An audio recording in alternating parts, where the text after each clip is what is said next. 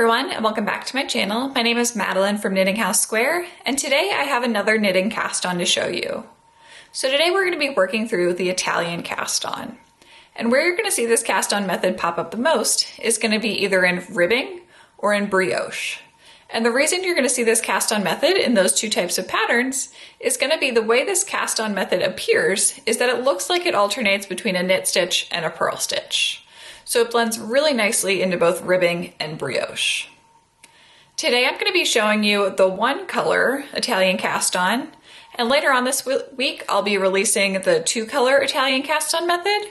So once that video is available, I'll link that one down below as well if you're curious about that one. So to start out, all I have in front of me is the yarn I'm going to be working with on my project and my knitting needles. And you can work this cast on into any type of knitting needle. You just need one knitting needle point to work it onto. So the Italian cast on is a variation of a long tail cast on. And what that means is that we need to wind off some of our yarn to begin the cast on. So what I like to do is I'm just going to start with a sample here just to get the hang of the cast on.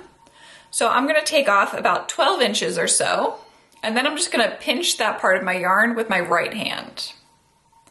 Now I'm going to move my ball of yarn closer to myself and then have my tail further away from myself. And now I want to grab onto both of these strands with my left hand. Now I want to push away from myself on my tail with my pointer finger of my left hand. And I'm going to push towards myself with the thumb of my right hand, with the thumb of my left hand. Now what I need to do is place the knitting needle. So when I place the knitting needle, I'm just going to grab the knitting needle with my right hand, put it right on top of where I was previously pinching the yarn.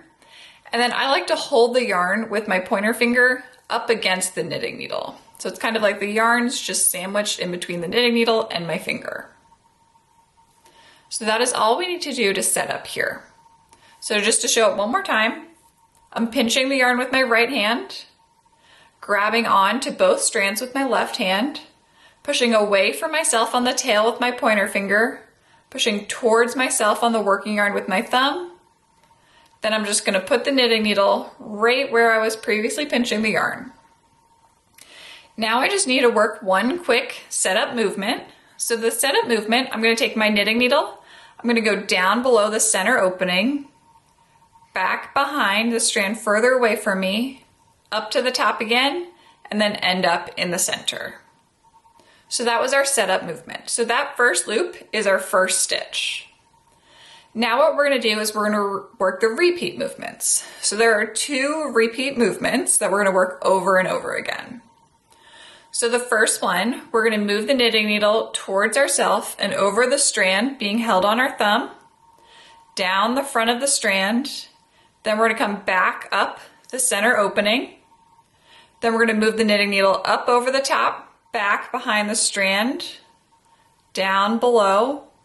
Now we want to stay down below both of the strands, come towards ourselves, and then up the front, end up back at the center of the opening again. And what I mean by back at the center of the opening again is my knitting needle is on top of my yarn, and it's basically like my point of my knitting needle is just pointing right into the center of that diamond. So that is our first repeat movement, and I'll come back and show you that one again once we finish one full repeat here. So now the next repeat movement, we're going to move the knitting needle up over the back strand. Then we're going to go down below both of the strands, end up in the front, come up the front, end up right there at the top center again. Then we're going to move the knitting needle down the center opening, below the back strand, come up back behind that back strand, and then return to the center. So that was the first and the second repeat stitch right there. So now you can see I have that setup movement, the first repeat, the second repeat. So we have 3 stitches total on our knitting needle. Now to show you those movements again, so we have the repeat, the first stitch of the repeat. We're going to move the knitting needle towards ourselves and over the strand being held on our thumb, down the front of the strand and back up through the center opening. Then we're going to move the knitting needle away from ourselves and over the back strand. We're going to come down below both of the strands, up the front, and up in the center. Now we're going to do that second repeat stitch. So we're going to move the knitting needle up over the back strand, then go down below both of the strands, and up in the front again. Come up the front to the center, go down the center opening, back behind that back strand, back up to the center opening again. So now you can see we have 5 stitches on the knitting needle. So I'm going to talk you through it one more time, and then I'll just begin moving my hands, just nice and slowly so that you can do it that way. Also in the description down below, I'll put a written version of these instructions because sometimes I find it's more helpful to actually read out what people are saying rather than listening to the videos over and over again. Just because when I have it written out, it's easier for me to follow along with. So I'll include that down below as well in case you'd prefer to see this that way. I'm just going to reposition my hands real quick too, just to make sure I have a good amount of yarn. Okay, so I'm going to do the first repeat stitch. So we're going towards ourselves and over the strand being held on the thumb, down the front strand, back up through the center opening. We're going to go up over the top of the back strand, stay below both of the strands, go all the way back towards ourselves, and up back over that top opening. Now for the second one, we're going to go up over the back strand, down below both of the strands, up the front, go down the center, back behind that back strand, up to the top again. So now I'm just going to work through this nice and slowly for you.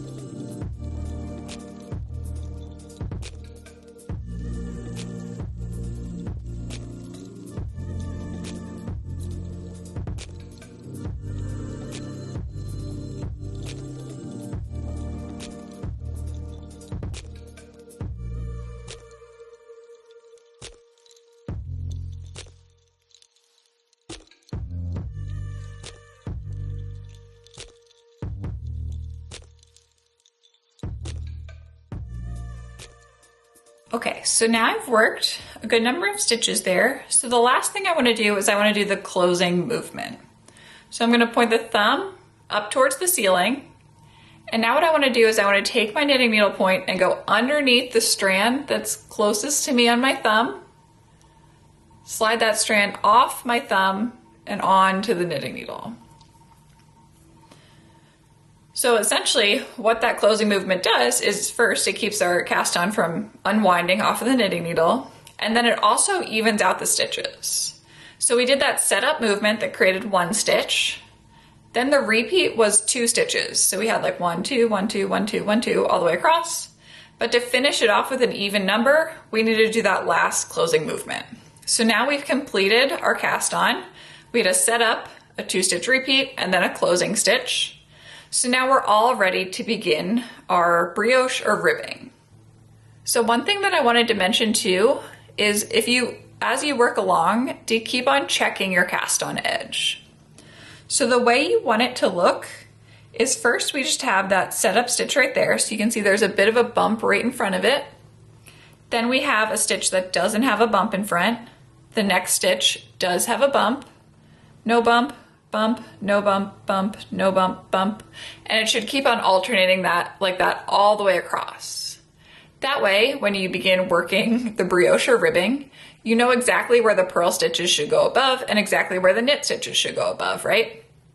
If I turn my work to the other side, you can see it's the exact same thing. Oop, let me get it to focus. You can see it's the exact same thing, just the bumps are on the opposite stitches. So it's exactly set up now for brioche or ribbing.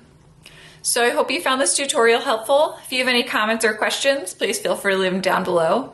And if you're new to my channel, don't forget to hit that red subscribe button. That way you stay up to date on all my future videos. I'll see you next time.